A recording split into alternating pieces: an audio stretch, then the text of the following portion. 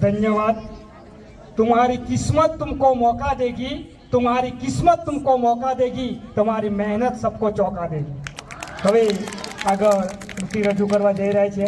मुश्किलों से भाग जाना आसान होता है, मुश्किलों से भाग जाना आसान होता है और पहलू जिंदगी का इम्तिहान होता है।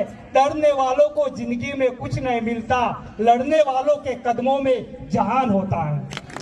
હવે हिंदी स्पीच रजू करवा जई रहे છે આદિલભાઈ ને ડાયરેક્ટેડ બાય ઉસ્માન સાહેબ। તો આદિલને હું ઇન્વાઇટ કરીશ, પોતાની હિન્દી સ્પીચ રજૂ કરશે। माय ड्रीम इंडिया, मेरा सपनों का भारत।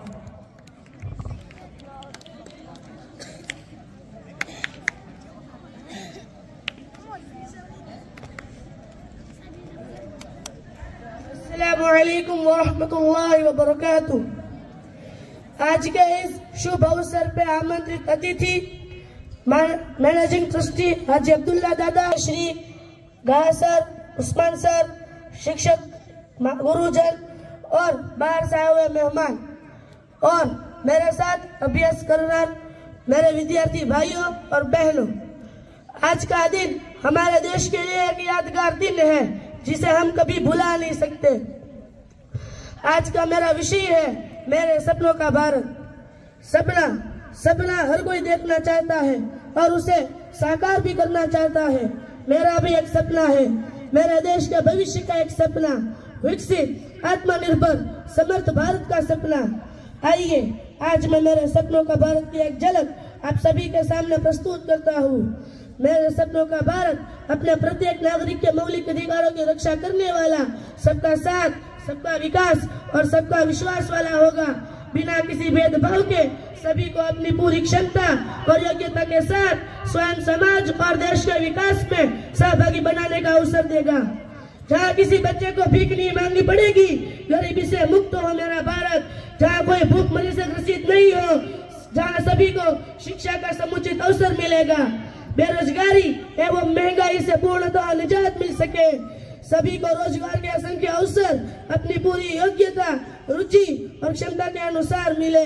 मेरा भारत भय और आतंकवाद से उन्मुक्त हो, मेरा भारत विकासशील राष्ट्र से विकसित देश में परिवर्तित हो।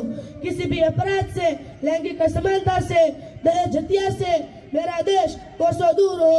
जहाँ स्त्री जाति को वही सम्मान पुनः प्राप्त हो। जो वर्म जैसे कलंक से जो मान्यता के प्रतीक सबसे बड़ा अपराध है, अब हमें पूरी मुक्ति चाहिए। बेटी बचाओ बेटी पढ़ाओ पोस्टर से सीमित राजनीतिक नारा नहीं हो, बल्कि यथार्थ के इसे धरातल पर साकार किया जाए। आरक्षित अवसर पे आधारित हो, बल्कि जाति आधारित नहीं। दलितों, शोषितों, वंचितों के पढ़ने का पूरा अवसर दिया जाए। मेरे सपनों का भारत शीर्ष से गर्व से ये बात कह सके और कदम से कदम मिलाकर चल सके। Digital India, make in India, स्वच्छ भारत, समर्थ भारत, आत्मनिर्भर भारत को दुनिया में उसका उचित से उचित सम्मान मिले। मेरे सपनों का भारत ऐसा हो कि समस्त विश्व के लोग अगले जन्म में भारतीय होने का सपना देखें। अंत में मैं अपनी बात को दुष्यंत कुमार जी की कुछ पंक्तियों के साथ विराम देना चाहता हूँ। हो गई है बीत पर्वत से पिघलनी चाहिए, इस हिमालय से कोई गंगा निकलनी चाहिए।